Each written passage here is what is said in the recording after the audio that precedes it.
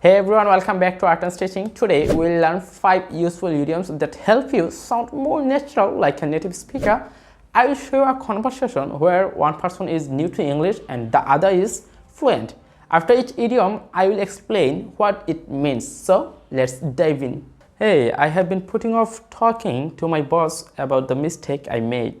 Come on, you just need to bite the bullet and get it over with. Wait, bite the bullet? Are we actually biting a bullet? That doesn't make sense, right? Well, bite the bullet means to do something difficult or unpleasant that you have been avoiding. For example, I hate injections.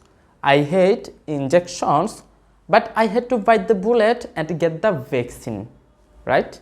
Oh, okay, that makes sense. I'm worried about a surprise I accidentally revealed earlier. Oh no, you didn't let the cat out of the bag, did you? A cat in a bag? What's happening here? Well, let the cat out of the bag means to accidentally reveal a secret. For example, Jake let the cat out of the bag about the surprise party. Jake let the cat out of the bag about the surprise party before the invitations were even sent. Before the invitations were even sent. Okay, I see, but now I feel like the ball is in my court and I need to fix things. Exactly. Come on, a ball, a court. Are you playing tennis? Well, the ball is in your court means it's your turn to make a decision or take action. For example, I gave you my advice. Gave you my advice. Now the ball is in your court. It's your turn. It's your turn to decide. Use idioms in your speech or not.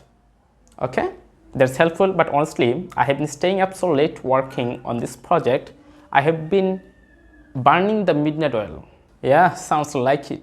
Wait, who still uses oil lamps? Isn't this the 21st century? Well, burn the midnight oil means to stay up late working on something. For example, I had an exam.